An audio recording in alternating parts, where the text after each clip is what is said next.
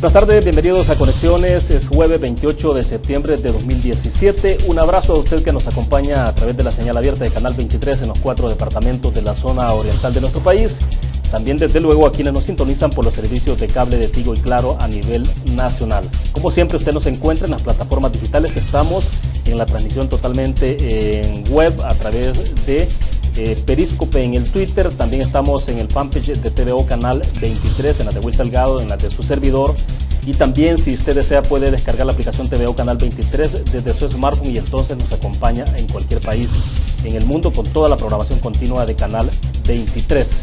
Los números están habilitados, si ustedes desean pueden participar, están apareciendo en pantalla: 2263-0023, 2264-9179 para que hagan su comentario o la pregunta para nuestro invitado.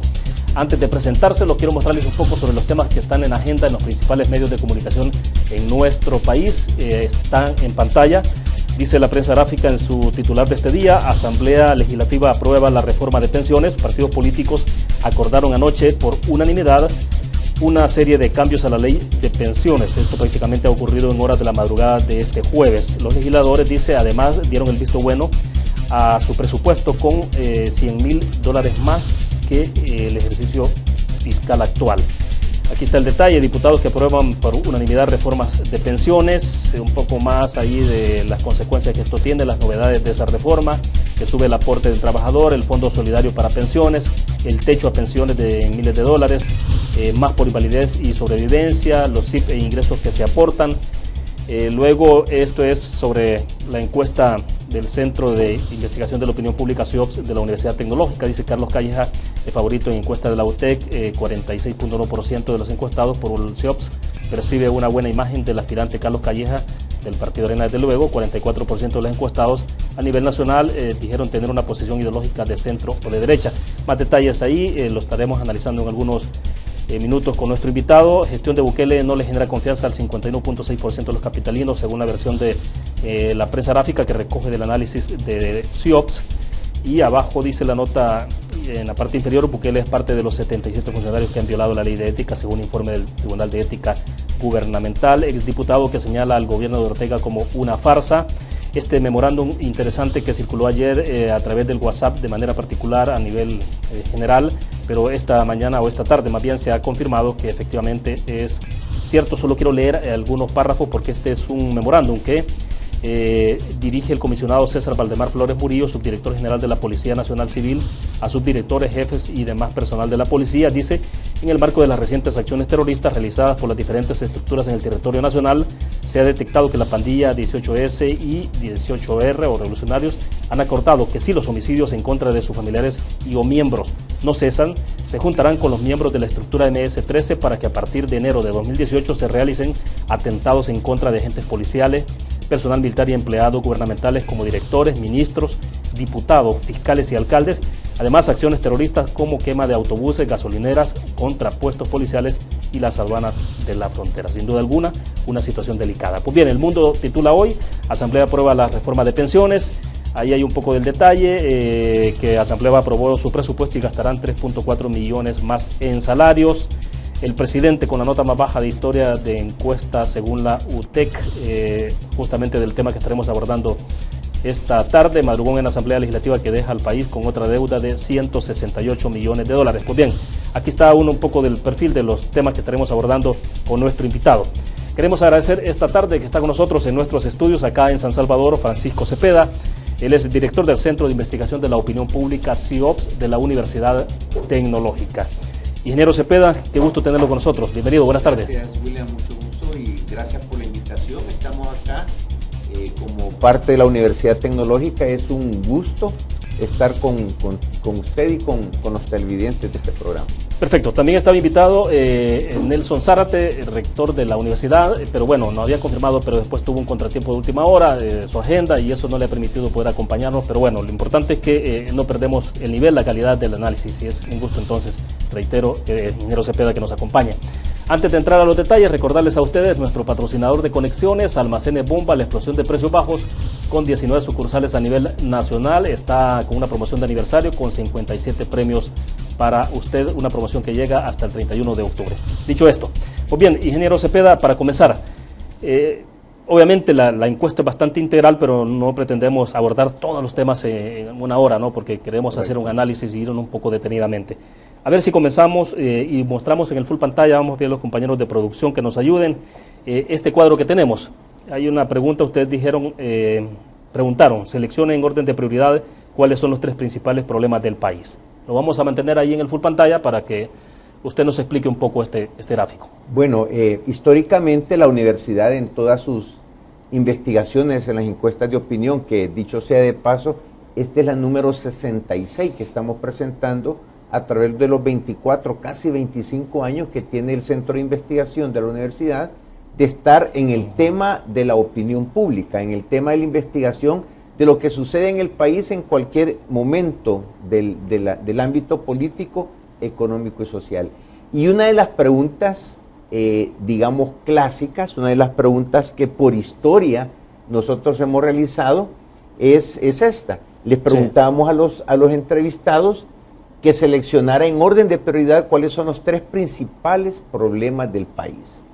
La delincuencia sale con el 33.3%, el desempleo 15.6%, la corrupción con el 15.1%, educación 10.9%, el incremento al costo de la vida 10.2%, salud 9.1%, narcotráfico 2% y etcétera, otros que no llegan al 2%. Lo interesante de esto es que hace unos 5 años hacia atrás, la delincuencia aparecía en el 6º, 7º lugar, ¿verdad? Hoy aparece en el primer lugar. Y es una tendencia que se ha venido dando en los últimos 5 años. Bueno, y creo que lo que usted mencionó ahora con el comunicado que salió en las redes sociales, refuerza y digamos le da base a este porcentaje encontrado, que casi dobla al segundo que menciona la población, que es desempleo, y la corrupción que aparece en tercer lugar, que se refiere pues a todas aquellas acciones que desde el Estado la población percibe que no son las acciones éticas que puede tener cualquier funcionario. También lo interesante es ver que la educación sale en una 4ª posición, cuando antes aparecía que el problema de la educación andaba por el 8º, 9º lugar con porcentajes muy desestimados por la población. Y en este momento aparece el 4º lugar. Allí podemos ver que la delincuencia encabeza esta situación y es la percepción de las personas en este momento en el país. Ahora bien, los 2 temas que han estado como de manera permanente siempre ha sido el tema de inseguridad y el tema de la economía en el país, ¿no? Es correcto. Pero eso ha sido entonces, usted decía, ¿hace cuánto? Más o menos 5 años atrás, el tema de inseguridad no estaba en los niveles que lo tenemos ahora, registrado. Es correcto, es decir, nosotros podemos ver, creo que ya como país no necesitamos una encuesta tan científica como para ver que el tema de la delincuencia, de la inseguridad que vive el país, y lo podemos ver en cualquier parte del país, en cualquier colonia. Hoy vemos todas las colonias amuralladas, usted tiene que entrar, lo registran, tiene que identificarse. El tema, usted le pregunta a cualquier persona en cualquier sector de la población, y usted el tema de la delincuencia es el tema principal. Las personas antes de salir hoy se encomiendan más, las personas ahora viven con esa psicosis, ¿no? de andar en el transporte público, en las zonas, como ya no andan tan tranquilos como andábamos hace 10, 15 años, ¿no? Ahora salir por la noche, por ejemplo, es un tanto dificultoso tomar una decisión de salir por la noche. Claro. Y le preguntábamos a la gente, por ejemplo, cómo era esta situación el año pasado. Y usted puede ver en esta gráfica, comparado con el último año, cómo percibe la delincuencia del país. Casi el 62%, el 61.9% de la población entrevistada a nivel nacional nos dijo que la delincuencia ellos percibían que había aumentado. Se mantenía el 27.6%. Es decir, si sumamos esos 2 porcentajes, estamos hablando casi del 89-90% que nos dice que la delincuencia se ha mantenido o ha aumentado en el último año. Es decir, casi 8 o 9 personas de cada 10 entrevistadas están percibiendo esta situación. Y es algo que lo podemos comprobar en los medios de comunicación. Ahora bien, lo que tenemos ahí del 61.9% de percepción de que la gente, de que aumentó el tema de la delincuencia en el país. Cuando hablamos de percepciones, tiene que ver porque la persona ha sido afectada directamente o porque el entorno en el que vive es justamente de inseguridad. Es el entorno. Primero es en su núcleo familiar, ¿verdad? Es decir, las partes más adelante vamos a ver si la persona ha sido víctima de la delincuencia. Es decir, hay un porcentaje muy representativo que en este momento usted le pregunta y al menos tiene un familiar en su núcleo, ¿verdad? O cercano a él que ha sido víctima de la delincuencia. Esa es una parte que la persona en un momento determinado tiende a valorar, ve en su seno familiar que hay problemas de delincuencia porque han sido afectados directamente. Están los medios de comunicación, el vecino, en el trabajo, oye lo que dice en el trabajo, lo que le pasó al compañero de trabajo. Es en cualquier sector de la población donde usted llegue, usted puede ver que el problema de la delincuencia es el tema número 1 en las conversaciones. Y claro, es sumamente sensible, ¿no? Porque tiene que ver con la vida de las personas. Es decir, es la integridad de las personas en un momento determinado, ¿verdad? Bien, la otra parte, hay una pregunta, porque me he ido saltando un poco, digamos, como lo más relevante que me parece que es de mucho interés de la sociedad. Aquí hay una pregunta: en su grupo familiar existen personas en edad de laboral que están desempleadas.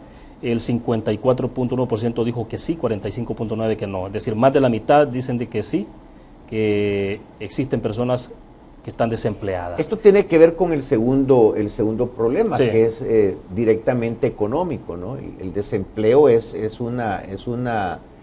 un problema que históricamente se ha venido dando, no en los últimos 5 años. El problema del desempleo se ha venido dando en los últimos 20 años. Desde que nosotros hacemos encuestas de opinión, el desempleo es uno de los temas y además es una de las plataformas que utilizan todos los partidos políticos cuando lanzan sus campañas políticas.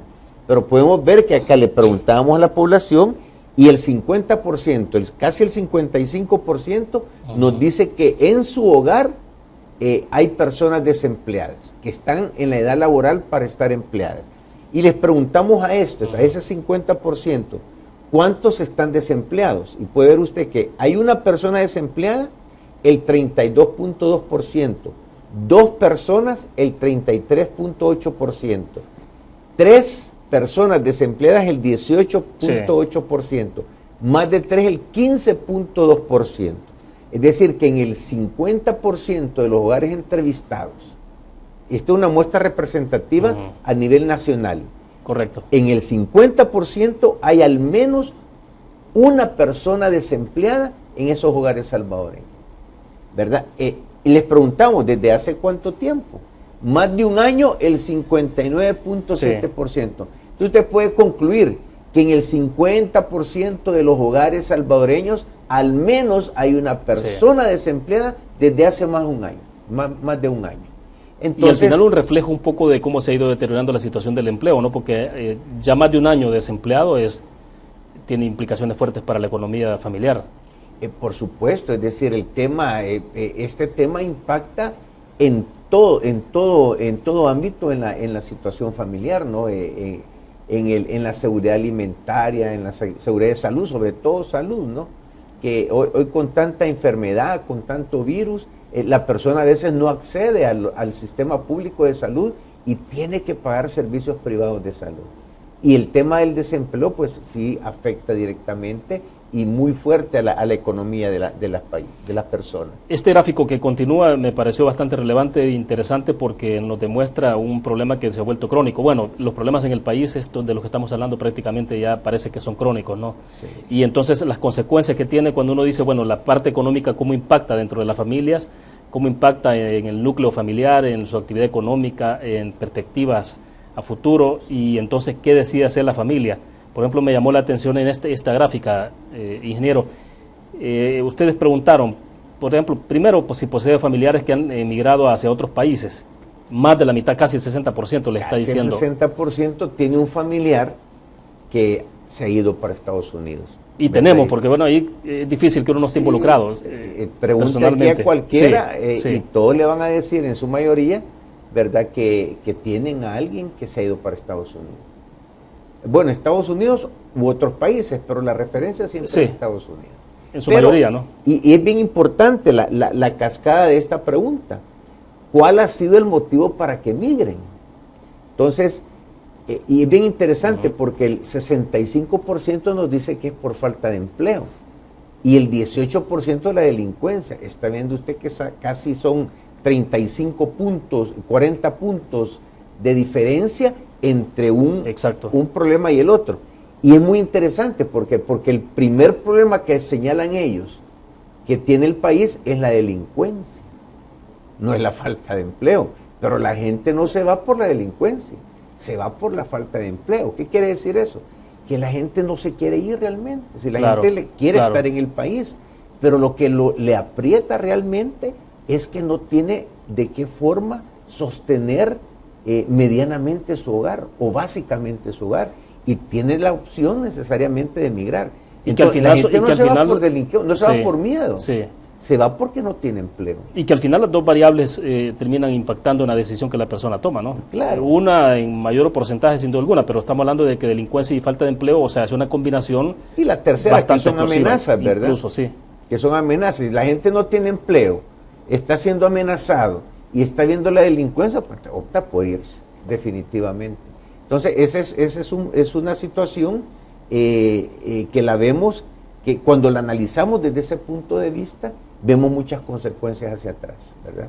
Ahora, estos porcentajes más o menos se han mantenido presentes en las últimas encuestas. Bueno, estos porcentajes han subido, es decir, las tendencias, pues siempre hemos tenido gente que migra a otros países, pero la falta de empleo siempre ha sido una consecuencia, pero no en estos porcentajes que tenemos en este momento, ¿no? Hoy podemos ver que es esto del empleo. Nosotros preguntábamos en la ficha técnica, por ejemplo, cuando seleccionamos a las personas en la muestra, les preguntamos si tienen alguna condición, la condición laboral en el momento que las estamos entrevistando. Y casi el 70% nos dice que tiene empleo. Pero cuando le preguntamos en qué sector trabajo, público o privado, el privado nos dice el 80% casi. Pero cuando les preguntamos si cotiza o no cotiza, solo nos dice el 30% aproximadamente que sí cotiza.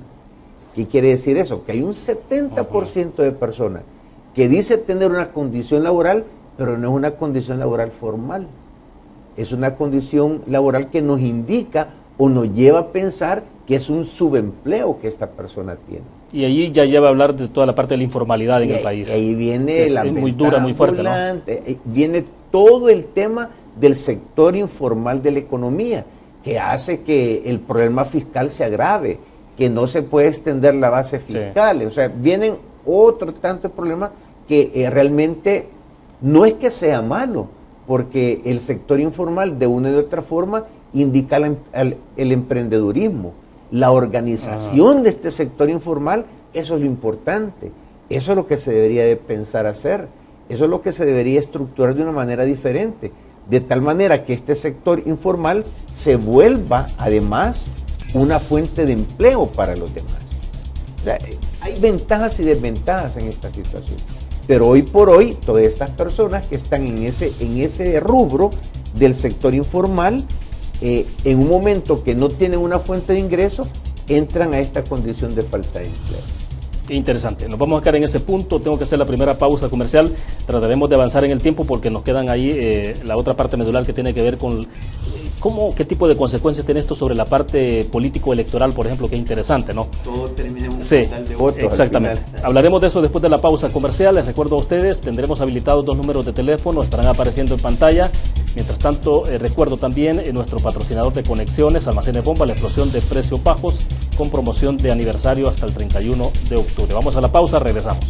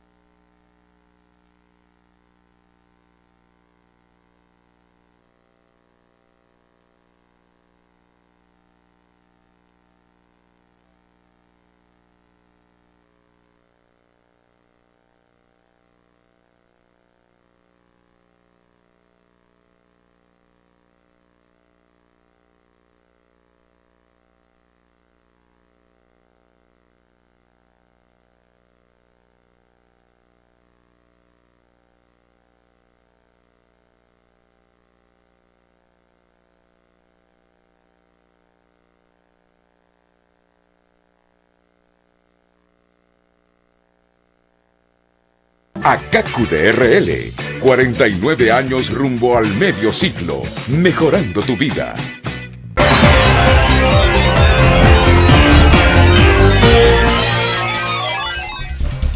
Bien, y es importante que tomen en cuenta que Akaku DRL cuenta con 6 agencias distribuidoras a nivel nacional. Están ahí en Santa Rosa de Lima, en San Miguel, en Usulután, San Francisco Gotera y La Unión, donde hay Akaku Centro y oficina principal. Pero también ahora está la 7ª agencia habilitada en San Salvador y se ubica en la 5ª calle Poniente, Centro Comercial General Gerardo Barrios. Esto está entre la 7ª y 9ª calle Oriente en esta capital.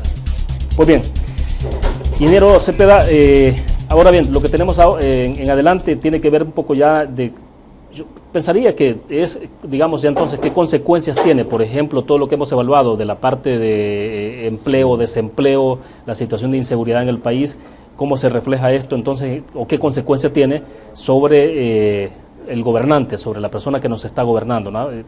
Bueno. Entonces, cuando uno ve esta calificación, dice uno, hay una relación directa totalmente en todo lo que hemos hablado antes con esta nota. Usted díganos.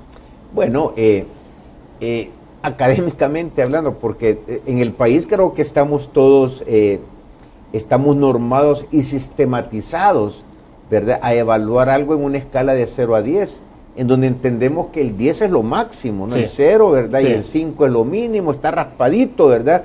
Y si sacas 6, pasaste raspadito. Entonces, queremos llevar esa apreciación de la gente a una nota que nos diga cuantitativamente cómo las personas están evaluando la función del gobierno, que es el líder. Aquí es lo que están evaluando es el liderazgo, la capacidad de gobernar en cuanto a las acciones y los resultados que la población misma ve. Entonces, esta nota es el reflejo de varias cosas, ¿verdad? No solamente es una nota, póngame una nota, sí, y le pone una nota solo por ponerle una nota. Vea, claro. Mire, cuando nosotros les presentábamos a las personas las promesas que el gobierno, que el partido hizo a través de la candidatura, las promesas de gobierno, el 84% en promedio de las siete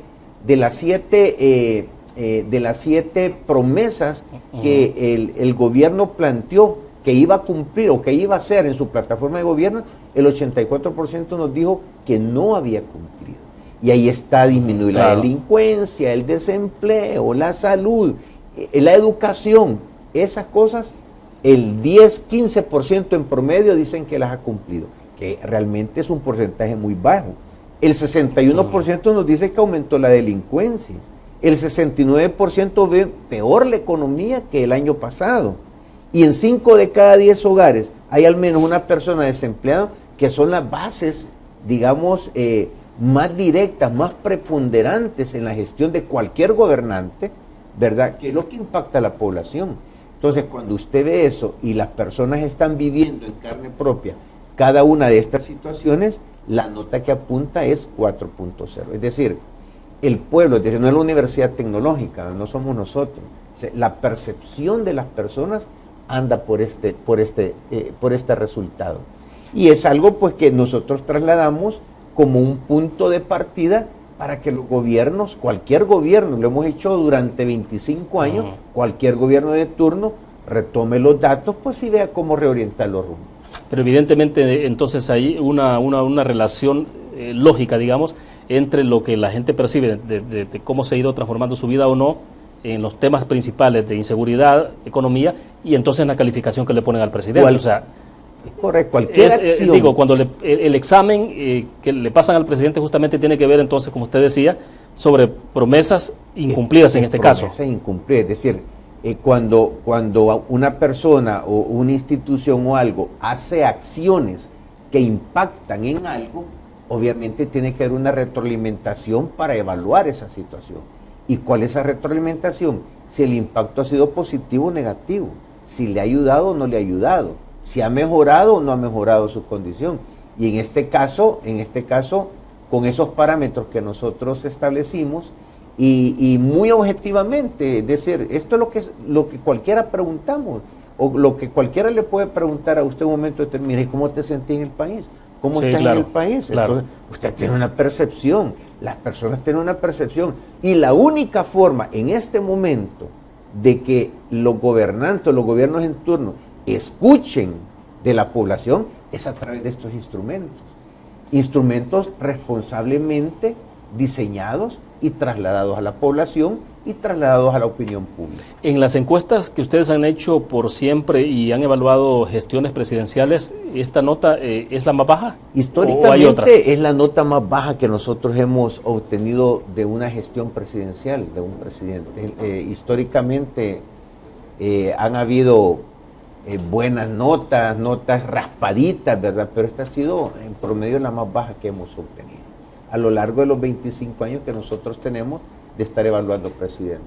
Nos escribe a través de la cuenta de Twitter Rafael Mengíbar, dice, las encuestas reflejan el sentir acumulado de la población, ofrece indicadores para cambiar el rumbo del país si las estudiara el gobierno. Es correcto, para eso son las encuestas. O sea, las encuestas es decir, mira, yo estoy haciendo algo, ¿verdad? Y yo creo que lo estoy haciendo bien, pero la gente me está diciendo la verdad, cómo lo estamos haciendo, porque es la que está recibiendo o el servicio o las acciones o los programas, es la gente. Hay una encuesta, hay una lámina y una pregunta que hicimos, que si el subsidio, por ejemplo, les había afectado en su economía, y más del 60% nos dice que haber quitado el subsidio, el gas, todos los subsidios que teníamos como país, afectó a la población. Eso también es un mensaje. Sí. Agrega, por ejemplo, Rafael Mengíbar dice, ¿qué tanto están atendiendo los funcionarios las encuestas, especialmente en el área económica, social y seguridad? Bueno, no sé si usted está en la posibilidad de responderle a la pregunta, porque entendería que es una pregunta que tendrían que responderle a los funcionarios de gobierno, ¿no? Pero no sé. Lo que sucede es que cuando se trasladan este tipo de resultados, siempre hay como una situación de sentirse señalado, ¿no? Y obviamente un resultado de esto puede señalar culpables, puede señalar responsables, señala realmente las responsabilidades, y los que están al frente de las carteras de gobierno deberían de atender lo que el pueblo requiere. Pero ahora creo que los gobernantes muchas veces o los que están al frente de las carteras ocupan mucho tiempo para defenderse de los señalamientos, ¿no? Para defenderse de lo que le critican.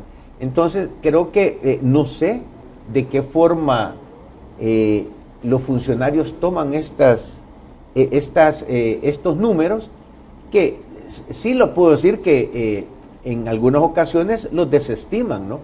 Los critican, depende de la fuente de donde vengan. Pero nosotros como Universidad Tecnológica durante 25 años nos hemos caracterizado porque nuestras encuestas son, el costo de la encuesta, que es muy alto, es absorbida totalmente como una parte de la responsabilidad social de la universidad. Sí, es decir, a ustedes no les paga ni gobierno, ni empresa privada, ni partidos políticos. Nada más que con la población de trasladar los resultados que científicamente procesamos y los trasladamos a ellos. Sí, porque hay otro tipo de encuestas, ¿no? Medios de comunicación, evidentemente, que tienen encuestas importantes, muy independientes, pero también hay encuestas que son pagadas literalmente por partidos políticos, ¿no? Directamente. Correcto, si cada quien paga sus mediciones, ¿no? Sí. Y les dicen lo que deben de decirle, y ellos creen o no creen en los resultados de cualquier tipo de investigación que se realice.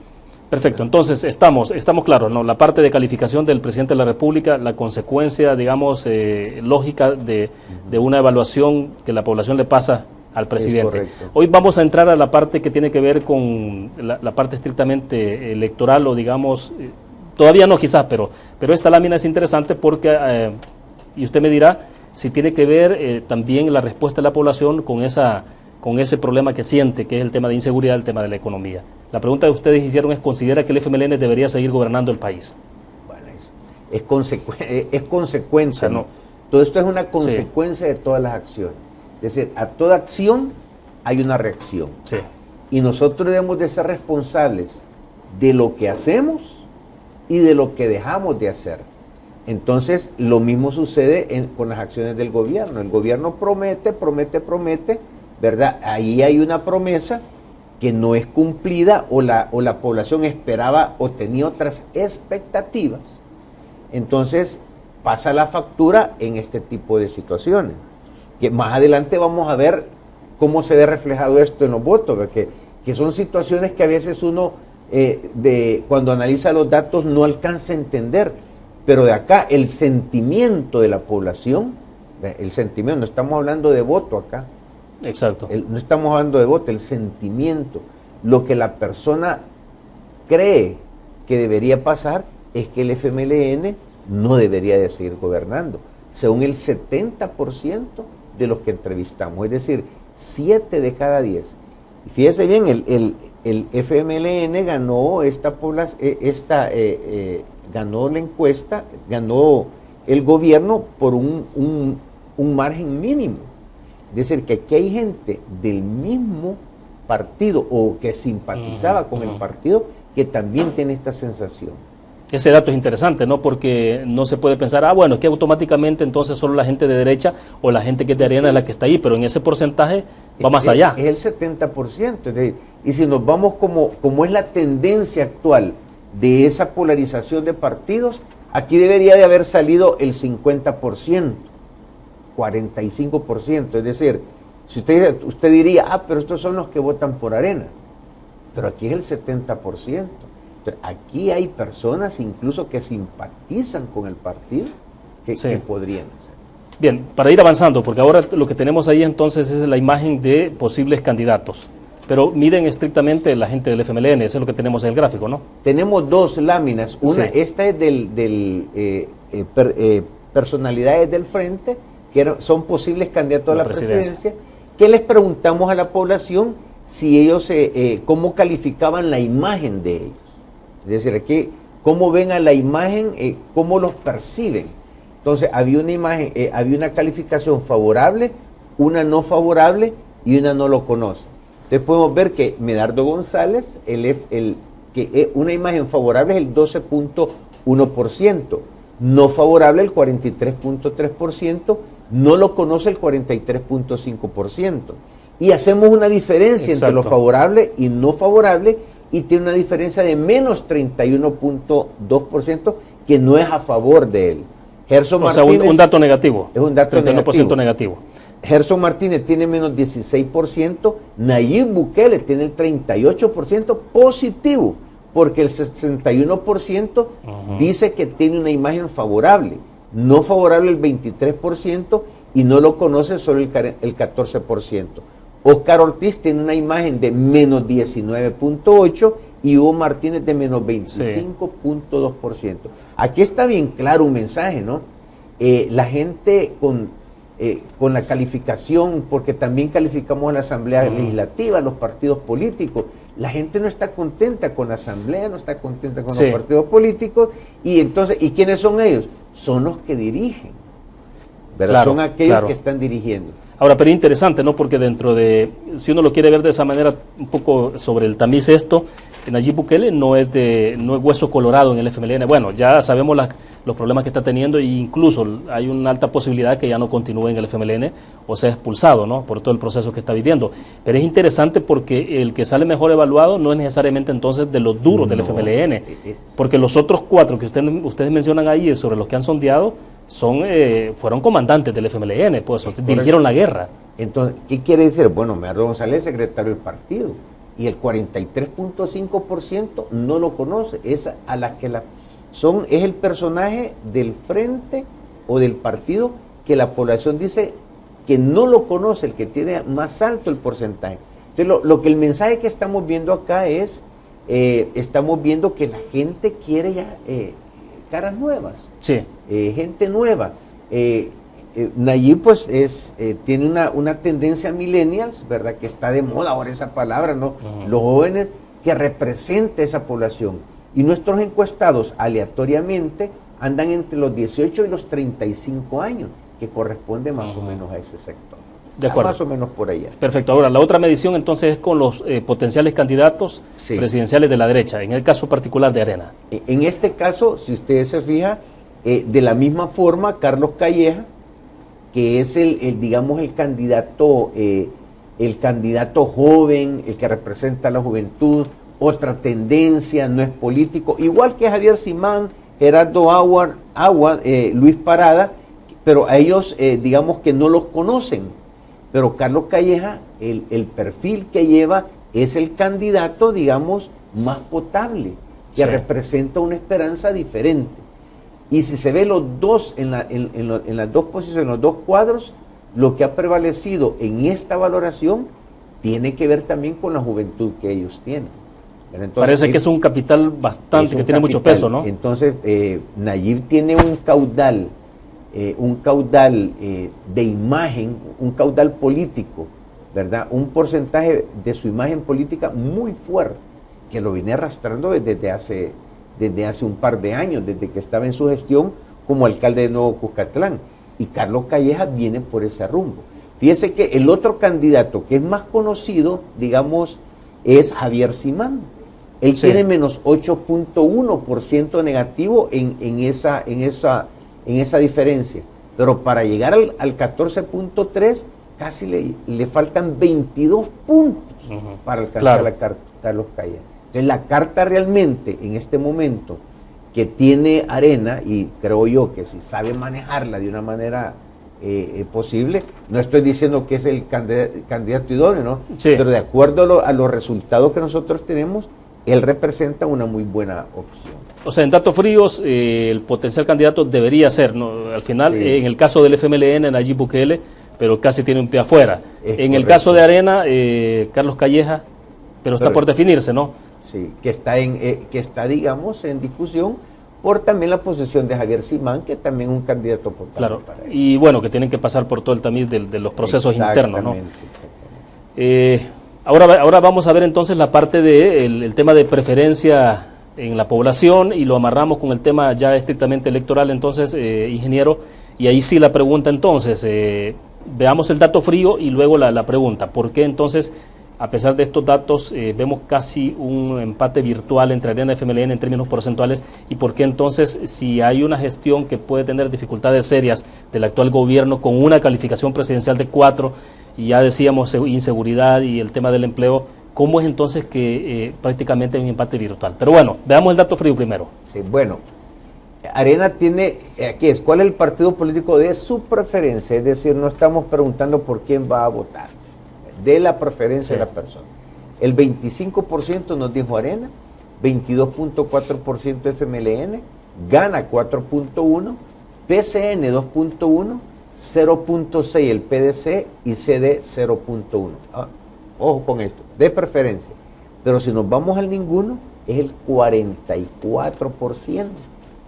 Es decir, no nos alegremos aquí con eso. Es decir, casi el 45% de la población entrevistada no tiene candidato, no tiene partido político de preferencia. Y puede ser difícil para los partidos mayoritarios en este caso, o los partidos en general, decir, bueno, pero en ese 44% nosotros podemos pescar. ¿Es difícil? No, aquí no es un voto. Aquí lo que le está diciendo a cuál de los partidos políticos que en este momento... Sí, de acuerdo. En la ¿cuál prefiere? No, a ninguno, aunque quizás va a votar por alguien. No sabemos por quién, pero va a votar por alguien.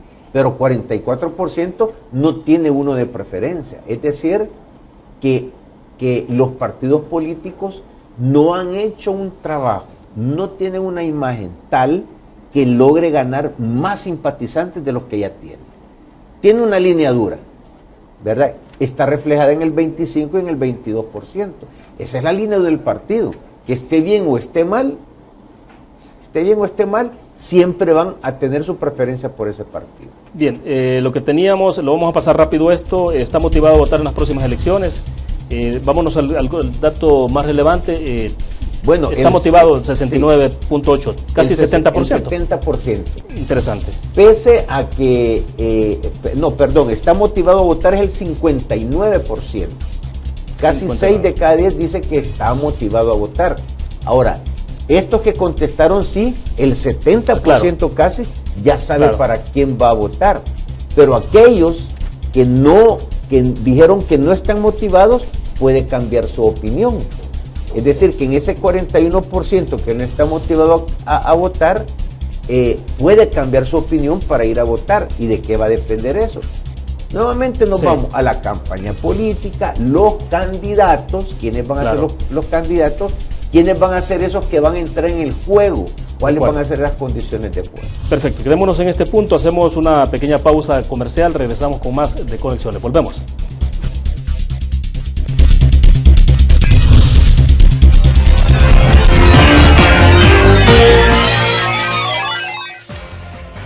ACACU de RL, 49 años rumbo al medio siglo, mejorando tu vida.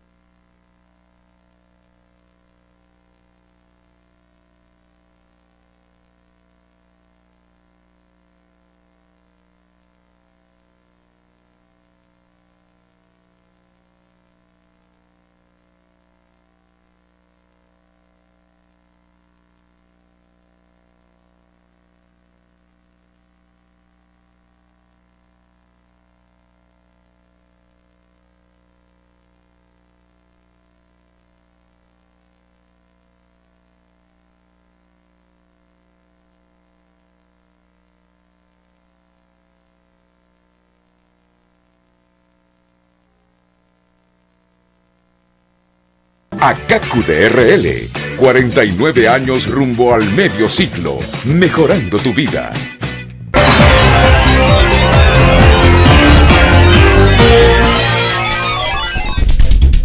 Bien, y la siguiente es una recomendación para que usted se asocie a la cooperativa ACACU de RL y se mantenga al día con sus aportaciones para que también haga uso de los beneficios y participe en la promoción de un Kia Picanto 2018. Bien, dejamos los últimos minutos entonces, la parte medular que tiene que ver, ahora sí, en esto ustedes hacen una entrega de una papeleta de votación, ¿no? Y piden entonces que marque la bandera de su partido político por el cual votará en las elecciones de alcaldes y diputados. Esto es a nivel nacional y incluye, prácticamente están una medición general, diputados y alcaldes. Sí, es decir, nosotros, la metodología nuestra es para disminuir la parte de de desconfianza del entrevistado, le entregamos una papeleta donde están las banderas de los diferentes partidos políticos, y les pedimos que nos den su voto por el partido político. ¿Es un voto secreto? El voto es secreto, sí, para que lo haga de una forma secreta. Y a nivel nacional medimos alcaldes y diputados. Aquí no están votando por ningún candidato, es correcto, por el partido. Es decir, aquí lo que estamos midiendo es la fuerza, el caudal de votos, el voto duro de cada uno de los partidos. ¿Qué es lo que hace válido esta pregunta? Porque cualquiera podría decir, ¿por qué no es específico sobre diputados y alcaldes, que también lo han hecho y lo veremos adelante? Pero sí. ¿Qué le da validez a esta pregunta? ¿Para qué se intenta medir? Aquí lo que nosotros medimos es la intención de voto. La intención de voto para un determinado partido político. Entonces, y aquí vemos el resultado, Arena 23.8 a nivel nacional. Sí.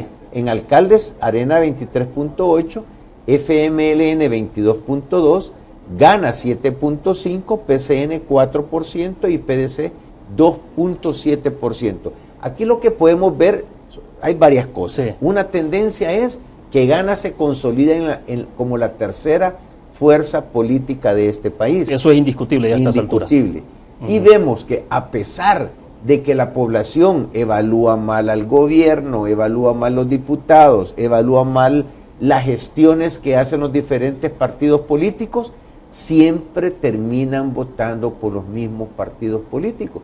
Y aquí no vemos ganador absoluto, porque de acuerdo a nuestro margen de error, estos dos resultados de los partidos tradicionales se mantienen en el margen de error. No hay una alternancia que podemos decir, mire, aquí está Arena o el Frente o Gana, llevan una ventaja que le puede garantizar un gane electoral.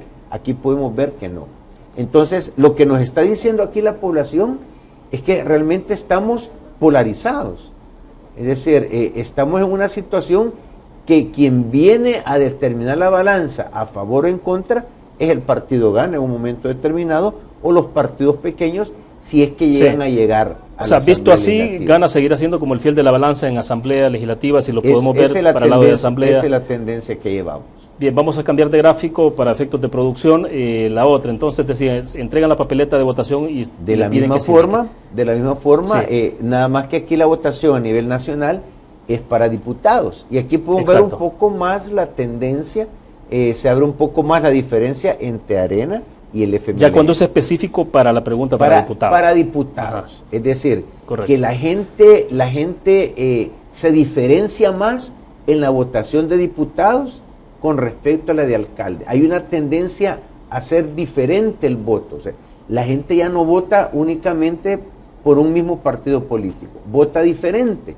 Para alcalde vota por un diputado, para alcalde por un candidato, y para diputado vota por otro partido político. En este porcentaje, tomando la foto, la instantánea de este momento, ¿cuántos diputados serían entonces en la distribución?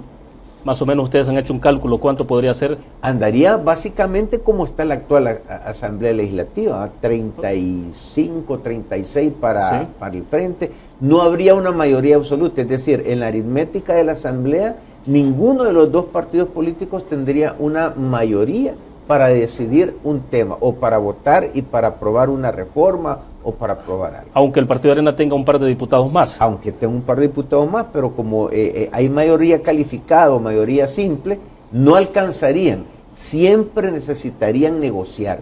Y este es el mensaje que la población manda. La población en estas mediciones es sabia. Le está diciendo aquí, mire, lo que queremos es que concerten. Bien o mal, ayer llegaron a un acuerdo. No sé qué arreglos hicieron, porque uno no sabe, pues madrugones famosos, no sabe qué es lo que sucede. Pero lo que la población nos está diciendo en esto es, mire, tienen que concertar, tienen que sentarse. Ya no podemos seguir con rumbos diferentes, con ideologías diferentes. Lo que necesitamos es que el gobierno, que los partidos políticos se sienten y que se pongan de acuerdo hacia dónde vamos. Ahora, ayer nos demostraron de que efectivamente lo pueden hacer y sobre temas estratégicos de nación. Por supuesto, sí. Bueno, ayer, ¿cuánto tiempo? Es decir, ¿por qué lo que nos tenemos que preguntar es por qué tuvimos que llegar hasta estas instancias? Es decir, ¿qué es lo que se tiene que negociar? Si lo único que debe de importar y de prevalecer acá es el interés del pueblo. Pero cuando usted le pregunta a la población por quién están legislando los diputados, a favor de quién legislan, el 81% le dicen que legislan para favor de otras personas, menos para los intereses del pueblo. Ahora bien, la siguiente gráfica es ya alcaldes, pero en el caso de San Salvador. Caso San Salvador. Hicimos una sobremuestra en el municipio de San Salvador.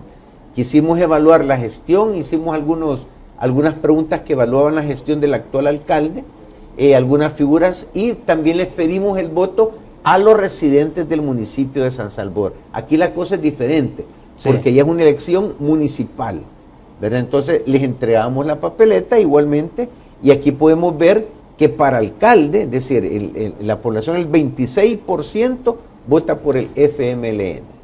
Aquí la situación es diferente. Arena 24.7, Gana 1%, PCN 0.5, PDC 1.7 y CD 0.7. Es decir, aquí solo hay 2 partidos en el municipio de San Salvador. Pero lo que tenemos en todo caso en los principales partidos es un empate virtual, empate técnico. Aquí de acuerdo a nuestro margen de error, que es más o menos el 4%, están dentro del margen de error. Es decir, pueden tener la misma cantidad de votos, que esa es la tendencia que se ve.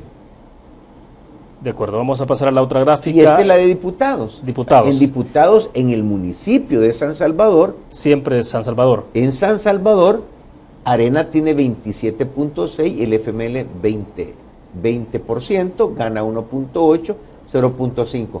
Esta es la distribución que quedaría de diputados en el departamento de San Salvador. Es decir, el municipio de San Salvador puede incidir en todo el departamento para la cantidad de diputados que se asignan al departamento de San Salvador. Ahora bien, entonces en términos así gruesos, lo que estamos viendo es casi que una repetición de una posible votación, más o menos, con algunas variables desde luego, de lo que hemos tenido de Asamblea Legislativa para la próxima que viene, y en el caso de alcaldes más o menos igual. Y ahí viene la pregunta entonces, que le hice en algún momento, la dejé flotando. ¿Por qué, si hay una gestión, digamos, de gobierno del FMLN con tantas dificultades y que la población dice, bueno, el presidente lo están reprobando con 4, ¿por qué esto no se refleja entonces ya en esta votación? Cualquiera diría, entonces el Partido de Arena debería estar, no sé, 10, 15 puntos arriba, pero no es el caso. No, lo que pasa es que aquel personaje muy famoso que decía, bueno, y ahora, ¿quién podrá defendernos, no? Aquí estamos en esa situación. Aquí lo que vemos es el voto duro de los partidos políticos. Pero gente nueva no vemos que vote. Es más, me atrevería a decir que, de acuerdo a los porcentajes, probablemente lleguemos a un 40-45% de votación del padrón electoral. Aquí lo que se necesita es lo que está haciendo, por ejemplo, en el sector de la derecha, que se está renovando aquellos candidatos que van por ejemplo, a la presidencia, ¿no? Son candidatos nuevos. Lo que las personas quieren en este momento es gente nueva, una dirección diferente, quieren ideas diferentes, y eso es lo que nos está diciendo acá. Ninguno de los 2 partidos tiene la posibilidad acá de que gente diferente vote por ellos. Entonces, ¿en qué cancha quedamos en este momento? Vamos a una contienda electoral, y los 2 partidos políticos principales, que es a lo que nos lleva aquí la votación, tienen que armarse. Tengo todavía unos 2 minutitos y me pareció interesante este dato porque lo tenía ahí guardado, es para las elecciones de alcalde. ¿Qué influye más en su voto? Bueno, sí, aquí el candidato aparece con el 42.7%, pero la mayoría, el 44.9%, dice que es importante tanto el partido como el candidato. Es decir, un candidato, y yo creo que ya tenemos experiencia con los diputados independientes, ¿no? ¿En qué quedó ese tema? Incluso en las presidenciales, ¿no? Ya hubo una prueba cuando compitió Elías Antonio Saca. Ya no se puede. Entonces, aquí estamos ante 2 fuerzas políticas que en un momento determinado, que ya están desgastadas, ya tienen personajes desgastados, políticos desgastados, señalados, muchos de los políticos señalados. Entonces, pero la gente únicamente tiene esas 2 opciones. No hay sangre nueva, no hay partidos nuevos, no hay un partido político que entusiasme o que tenga la fuerza como tienen los dos partidos actuales en este momento. Pero sí, igual, y no hay un candidato que salga, miren, yo soy el que salva aquí las cosas, sí, pero necesito uno de los dos partidos. Por ejemplo, si Nayib sale del FMLN a fundar su propio partido o correr con otro partido, eso es, no sé, estoy poniendo una figura, una analogía, es como que usted sea un buen conductor de vehículos y pueda manejar vehículos de carrera Fórmula 1, pero al final el carro que tiene es un carro modelo 80, digamos. Correcto, sí. Puede, aunque sea un buen conductor. Y ese es el mensaje que nos está mandando aquí la población. Miren, para nosotros es importante el candidato, pero también por el partido que corre. Y así, ¿cuántos partidos políticos han salido, si analizamos 3, 4 elecciones anteriores? Han salido una cantidad de partidos políticos que han desaparecido al final. Y claro, siempre prevalecen Arena y el FMLN. Y ahora gana, que se ha consolidado como la tercera fuerza política de este país. ¿Cuánto puede variar la instantánea que se ha tomado en este momento y de qué va a depender que puedan haber variables de aquí al 4 de marzo? Bueno, el tema de la seguridad es clave en este momento, ¿no? Creo que el entorno económico, el entorno de seguridad que vive el país va a ser una parte, y lo vamos a ver en las campañas electorales, en la campaña, en anuncios, es decir, son temas que van a estar siendo señalados, ¿verdad? Que no se han cumplido. Pero en 5 meses de que queda para elección no es tan fácil revertir ciertas cosas, ¿no? Ya con la inercia por el peso. Sí, y tenemos experiencia que hay mediciones que han cambiado de la noche a la mañana. Entonces los políticos tienen sus acciones y tienen sus estrategias para eso. Bueno, ingeniero, se nos fue el tiempo. Bueno, cuente con este espacio cuando tengan la siguiente encuesta. Muchas pues gracias. Serán bienvenidos. Estamos para ayudarles y servirles en todo lo que sea posible. Gracias, ingeniero, muy amable. Bueno, terminamos de esta forma Conexiones. Gracias a ustedes que nos acompañaron. Nos vemos mañana 5 de la tarde en punto. Buenas tardes.